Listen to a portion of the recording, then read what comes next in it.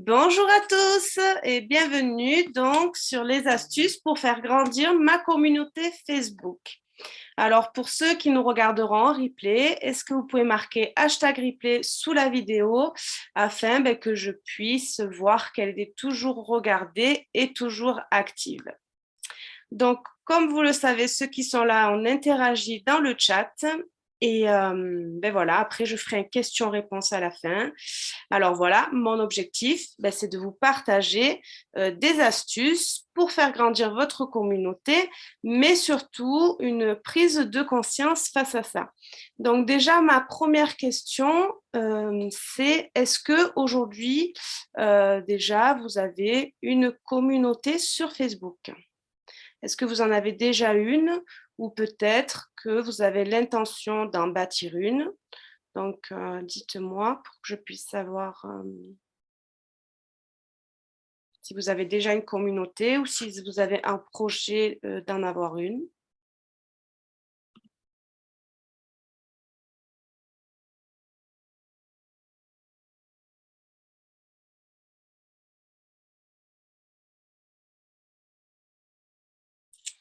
Alors, oui, mais une toute petite. Ok.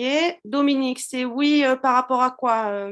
Tu en as déjà une ou tu veux en bâtir une? Le mieux, c'est ceux qui en ont déjà une, vous mettez un, et ceux qui veulent en bâtir une, vous pouvez mettre deux dans le chat si ça vous évite. Alors, j'en ai déjà une à faire grandir aussi. Ok. Bon, parfait. J'attends encore 2 minutes. Oui, une petite. Ok. Ok, ok. Donc, en fait, il n'y a pas de petite communauté, hein. On peut avoir une petite communauté dans le nombre, mais finalement, une grande communauté dans l'action, hein. Il n'y a pas de petite communauté, hein. Si on a 5000 personnes et que ce sont des personnes passives, en fait, ce n'est pas une communauté. Donc, il n'y a pas de petite communauté. Voilà.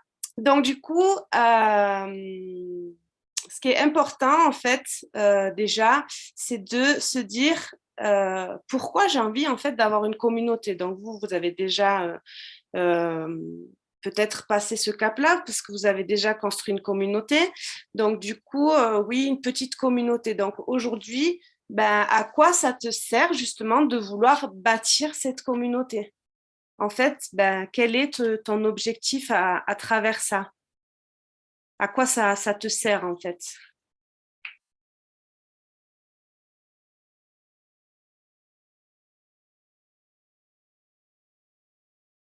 Donc, si vous pouvez me dire aujourd'hui, en quoi ça vous sert d'avoir donc cette communauté et de vouloir la refaire grandir? C'est quoi du coup l'objectif là-dedans?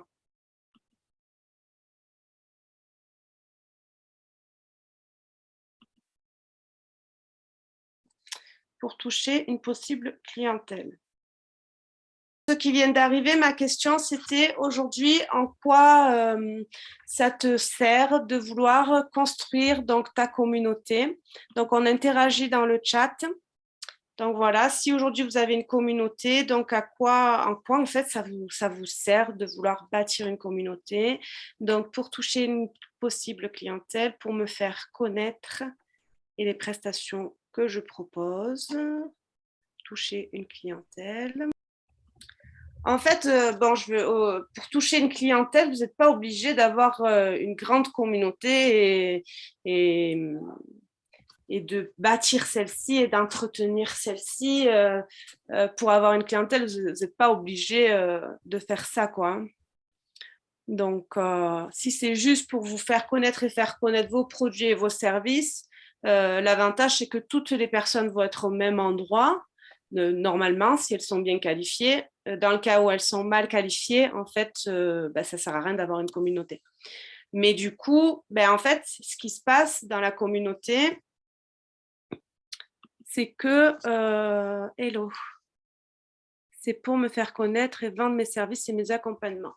Donc, merci pour ta réponse. Oui, comme je disais, en fait, on n'est pas obligé de faire un gros groupe, de bâtir une communauté, parce que ça demande beaucoup d'investissement et de suivi quand c'est bien fait. Et du coup, on n'est pas obligé en fait de bâtir tout ça surtout quand on est au début et même en dessous de 50 000 euros, on n'est pas du tout obligé de bâtir une communauté, hein. Ça, c'est une croyance, hein. Moi, j'ai plusieurs clients qui font des gros chiffres et voilà, là, vous n'êtes pas obligé. Voilà, l'idée, c'est vraiment de faire, parce que si vous voulez vendre vos services, vos accompagnements, c'est surtout qu'aujourd'hui, vous n'avez pas de clients, donc vous allez avoir le temps d'entretenir cette communauté, etc., de créer des liens, tout ci, tout ça. Si demain, votre agenda, il est complet, vous n'aurez plus le temps. Et en fait, ça va être un problème parce que vous allez être obligé de délaisser en fait cette communauté qui vous a fait confiance et qui vous a suivi. Et du coup, des fois, il vaut mieux donc bien se poser la question à quoi ça me sert. Est-ce que si ça sert juste à vendre, ça sert à rien en fait. Parce que quand on bâtit une communauté, normalement, c'est plus profond que ça. C'est parce que justement, on veut passer un message, impacter beaucoup de monde. Donc, et vu que ça demande beaucoup de temps et d'investissement, le jour où votre agenda il va être complètement complet, donc soit vous allez vous entourer de personnes qui vous correspondent et vous allez pouvoir déléguer. Donc là, ce ne sera pas un problème si vous trouvez les bonnes personnes qui le font comme vous le souhaitez. Mais si par contre vous restez seul, vous allez devoir entretenir cette communauté, travailler. Après, si vous avez des enfants, donc s'occuper des enfants, faire le ménage, aussi essayer de prendre du temps libre pour respirer, parce que si on a tout le temps la tête dans le guidon, on n'avance pas. Et en fait, aujourd'hui, voilà, c'est bien de se poser la question en quoi ça me sert et en quoi c'est important pour moi d'avoir cette communauté. Si c'est juste pour vendre et avoir des clients, on n'en a pas réellement besoin. Et en fait, du coup, ça rejoint totalement ce que je voulais vous parler. En fait, je voulais vous parler de deux choses. En fait, ce sont les deux choses qui permettent aux entrepreneurs de réussir par rapport à leur communauté. Donc, en fait, la première chose, c'est l'engagement. Donc, c'est l'engagement qu'ils vont prendre par rapport à leur communauté et par rapport aussi à eux-mêmes. Parce que si vous vous êtes engagé envers vous-même, vous êtes aussi engagé envers votre entreprise et envers les autres. Pour moi, je pense qu'il est vraiment important d'être engagé et surtout de respecter l'engagement qu'on a pris avec soi-même et avec son entreprise. Après, la deuxième chose, c'est la méthode qu'on va utiliser parce que pour les communautés, il y a plusieurs méthodes. Et donc, voilà, je vais vous donner 2-3 astuces par rapport à ça là maintenant. Et si vous avez, par exemple, des questions sur les méthodes d'animation de groupe, je pourrais faire un prochain live parce que mon objectif, ce n'est pas de vous garder toute la matinée. Donc, du coup, par rapport à votre engagement, aujourd'hui, est-ce que vous êtes des personnes engagées? Donc, n'hésitez pas à me dire dans le chat, est-ce que vous êtes engagé envers vous-même, envers votre entreprise et finalement, envers tous ces gens que vous souhaitez servir et aider. Donc, parce que du coup, en vous disant là, maintenant, dans le chat, oui, je suis engagée, on va aussi envoyer dans l'univers ce grand oui. Et ça va aussi dire oui pour notre entreprise et créer quelque chose de hyper positif. Donc, c'est vraiment important de se valider déjà soi-même, hein. Donc, oui, je suis engagée, complètement engagée, à 200%. Bravo. Bravo, bravo. Alors, pas vraiment engagée. Bon, du coup, je suis engagée. Donc, pas vraiment engagée. Ok. Si tu veux nous dire pourquoi, tu peux. Sinon, ça peut rester privé, il n'y a pas de souci. J'imagine que tu dis ça parce que tu es peut-être en cours encore de formation et que peut-être tout ça, ce n'est pas encore validé pour le lancement de ton entreprise. Bon, j'imagine que c'est ça. Donc, en tout cas, bravo à ceux qui sont engagés. Donc, voilà, on valide ça et on envoie ça dans l'univers. Donc, du coup, après, voilà, l'étape d'après, c'est la méthode. Donc, en fait, ce qui est important, oui, je suis en formation. Eh bien, félicitations. Donc, bientôt, on refera un Zoom où on s'engagera de nouveau. Alors, du coup, la deuxième chose, c'est la méthode. Donc, en fait, la méthode, il faut la maîtriser à 100%. Donc, pourquoi c'est important de la maîtriser à 100% et de savoir exactement ce qu'on fait, exactement les étapes que l'on va passer. Et puis, c'est bien aussi de savoir combien de temps ça nous prend. Donc, pourquoi c'est important? Parce que déjà, vous, quand vous maîtrisez totalement la méthode, ça devient beaucoup plus facile de la faire. Vous le faites avec plus d'aisance et donc, vous mettez aussi moins de temps à le faire. Mais ce qui est important aussi, c'est que si vous maîtrisez à 100% votre méthode et que demain, donc, vous avez entretenu cette communauté, que vous ne pouvez pas laisser tomber, votre agenda est complet, vous êtes dans un succès, quoi. Qu'est-ce qui va se passer? C'est que vous ne pourrez pas être partout. Donc, si demain, je vous dis, voilà, bam, 50 clients d'un coup, comment vous allez faire? Donc, c'est important justement de bien connaître sa méthode et de préparer tout ça. Parce qu'en fait, aujourd'hui, si vous n'avez pas encore tout ça, si vous n'avez pas, imaginons que votre objectif, c'est 50 clients, ou 10 clients, ou 2 clients, ou 5 clients. Si aujourd'hui, vous n'avez pas encore ça, c'est que ce n'est pas le moment pour vous. Mais ça veut dire que c'est en cours. Et donc, il faut profiter justement de tout ce temps pour connaître ses méthodes, connaître ses engagements, se renforcer au niveau de l'état d'esprit, avoir un bon mindset pour que le jour où vous allez exploser, parce que de toute façon, si vous êtes engagé, vous allez exploser, c'est sûr et certain, vous soyez prêt à accueillir tout ça. Parce qu'aujourd'hui, si on ne vous envoie pas le nombre de clients que vous voulez, c'est peut-être qu'il y a quelque chose qui fait que si demain on le faisait vraiment, on vous donnait vraiment 10 ou 50 clients, mais peut-être que tout s'écroulerait, tout ce que vous avez construit, parce que vous n'êtes pas prêt. Donc, je ne sais pas si vous êtes dans vos objectifs aujourd'hui, mais ça, c'est vraiment important de se le rappeler. Donc, du coup, cette méthode, si vous la maîtrisez à 100%, vous allez pouvoir donc la déléguer, mais surtout, si demain vous la déléguez à quelqu'un qui ne fait pas le job comme il se doit ou qui met trop longtemps à faire les tâches, vous allez vous en apercevoir tout de suite parce que vous-même, vous l'avez fait, vous savez exactement le temps que ça prend de le faire, de bien le faire, de mal le faire, parce qu'on n'est pas toujours on n'a pas la même constance tout le temps. Il y a des jours où on va être plus en forme, d'autres moins, donc on va le faire peut-être moins bien. Mais tout ça, vous le savez, parce que vous connaissez votre méthode à 100%. Donc, on ne pourra pas vous la faire à l'envers. C'est peut-être pas le bon mot, mais en tout cas, c'est comme ça que je le vois. On ne pourra pas vous le faire à l'envers et du coup, vous, ça vous aidera aussi dans le recrutement de qui vous entourez, à qui déléguer et surtout à ne pas perdre de l'argent. Parce que des fois, on se dit, bon, je vais déléguer cette mission, on ne sait pas vraiment combien de temps ça va prendre, etc. Et les gens le savent parce qu'on est au début et que, ben voilà, on veut un peu d'aide et on se dit, bon, je vais faire un petit investissement pour m'aider et on se fait avoir. Mais là, en connaissant votre méthode à 100%, vous pouvez lâcher votre méthode et finalement, vous allez très vite vous apercevoir sans même vraiment surveiller, parce qu'il y a des indicateurs très visibles qui vont vous dire, voilà, vous êtes dans le bon chemin ou dans le mauvais chemin. Et ça va aussi donc vous aider à faire votre développement. Donc, du coup, si vous voulez plus de clients, c'est que vous voulez donc aussi bâtir cette communauté d'amour et de partage. Et ça, c'est très, très fort. Donc, avec cette stratégie en place et votre engagement envers vous-même et surtout envers les autres, ça vous permettra en fait de ne pas abandonner. Voilà. Donc, l'astuce numéro 1 que je voulais vous donner, c'était identifier où votre communauté est. D'accord?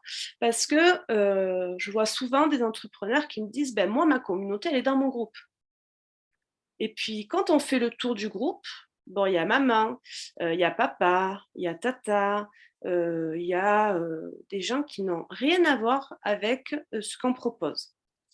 Donc, c'est bien de vouloir créer une émulsion dans le groupe et de vouloir que tout le monde participe.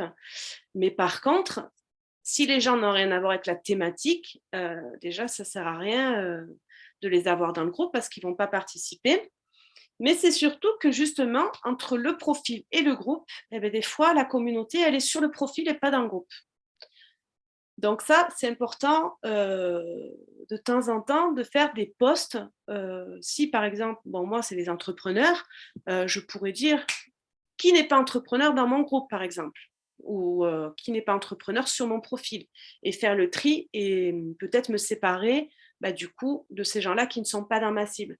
Mais c'est important de savoir où sont les gens. Et pour ça, donc on peut faire soit des posts, soit en discutant avec eux tout simplement, ou c'est tout en fait, soit en faisant des posts, soit en discutant avec eux, et après on fait le choix de les garder ou de les supprimer. Mais ça, c'est souvent une erreur qui arrive, on se dit: «Ah ma communauté, elle est dans mon groupe» et en fait, pas du tout. Ou alors on se dit: «Ma communauté est éteinte» et en fait, pas du tout. C'est juste qu'on ne fait pas les bonnes choses pour que ça se réveille. Après, la deuxième astuce que je voulais vous donner, c'est que dans votre groupe, dans votre communauté, pour engager des personnes, vous pouvez faire des challenges. Donc, ça peut être des challenges sur une journée ou ça peut être des challenges sur plusieurs jours. Et ça, du coup, ça va engager l'audience, surtout si vous leur donnez des petites tâches à faire ou des passages à l'action, ça va en fait les engager et ça va leur donner envie de rester dans le groupe. Mais surtout, même si on est sur Internet, ces gens-là, en fait, ils vont parler à d'autres gens. Ils vont dire, mais j'ai fait un challenge, par exemple, sur la nutrition, ou ça peut être vraiment sur tous les sujets. Et c'était fantastique. Et du coup, ça fait que si un jour vous renouvelez l'opération, vous savez que ces gens-là, ils vont vous ramener du monde en plus. Donc, ça va vous aider à faire grossir votre communauté. Est-ce que c'est clair jusque-là? Dites-moi un peu dans le chat avant que je vous donne encore deux petites astuces et je passerai aux questions-réponses. Yes, ok, super, oui. Non, parce que des fois, je parle trop vite. Donc, merci. Ok, super. Oui, super. C'est clair, parfait. Alors après, l'astuce suivante, c'est de faire des jeux concours. Donc, moi, je sais que c'est plus quelque chose que j'utilise l'été parce que les gens sont en vacances. Donc, voilà, ça va avec l'ambiance de l'été où on est détendu et où on a envie de s'amuser. En vacances d'hiver, je ne l'ai jamais fait, mais autant ça peut très bien marcher. Donc, les jeux concours, voilà, vous faites un jeu. Celui qui me like 3 fois, qui partage 3 fois ce jeu-là, pourra peut-être gagner une séance offerte ou une séance de 15 minutes. Alors, c'est à vous de trouver qu'est-ce que vous pouvez offrir par rapport à tout ça. Mais ça marche très, très bien. Voilà, il y a même des salons de coiffure qui font ça. Je ne sais pas si ça vous est déjà arrivé, mais moi, la dernière fois que je suis allée chez le coiffeur, le salon de coiffure avait lancé ça. Et du coup, j'ai trouvé ça incroyable parce que je ne pensais pas que les coiffeurs utilisaient ça. Mais voilà, donc l'idée de faire le jeu concours, voilà, c'est de faire partager en masse. Et plus il va y avoir de partage, j'adore cette astuce de jeu concours, je testerai.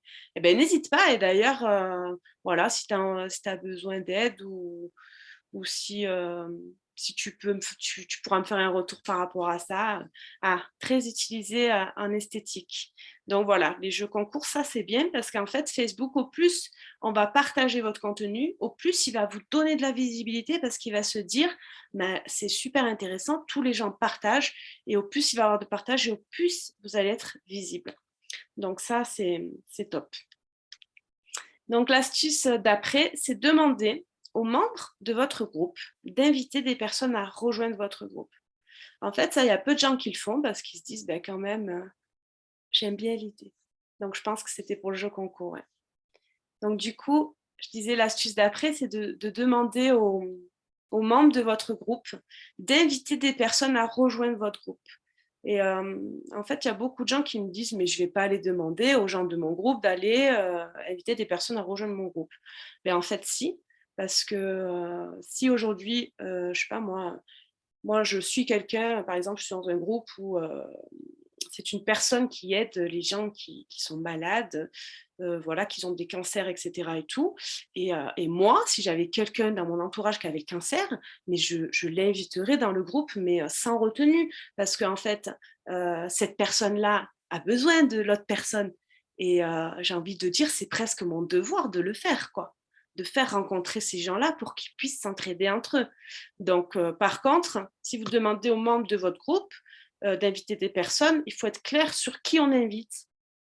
Voilà, donc moi je pourrais dire, voilà, là je pourrais vous dire à tous: «Bah écoutez, après le live, ça serait cool que vous invitiez, 2 ou 3 personnes dans votre entourage qui pourraient avoir besoin, de développer leur visibilité et que je pourrais servir donc à travers ce groupe». Et puis voilà, à la fin, les gens le font ou le font pas. Mais en tout cas, de demander, c'est déjà un premier pas aussi pour créer du lien avec votre communauté. Donc voilà, alors qu'est-ce que j'avais prévu? C'est tout ce que j'avais prévu de vous dire comme astuce, parce qu'en fait, il y en a beaucoup d'autres, mais ça sert à rien que je vous donne 10 000 astuces pour que vous soyez en train de faire toutes les astuces, d'un côté et de l'autre et que, l'idée, c'est vraiment de prendre conscience pourquoi on veut une communauté, parce qu'en fait, c'est vraiment votre pourquoi qui va faire tout le reste et après et bien sûr, de mettre les petites astuces au quotidien et après, de toute façon, vous verrez vite qu'est-ce qui marche pour vous et qu'est-ce qui ne marche pas pour vous. Donc d'ailleurs, par rapport à la communauté, sur ma chaîne YouTube, j'ai aussi une vidéo qui, en fait, j'avais fait un sommet virtuel qui était le sommet du réseautage, où j'ai intervenu sur comment avoir une communauté acquise à son business. Donc si vous avez envie de la voir, vous pouvez y aller, c'est sur ma chaîne YouTube, qui est au même nom, à mon nom, Blandine de Gasperi. Et voilà, c'est tout ce que j'avais à dire.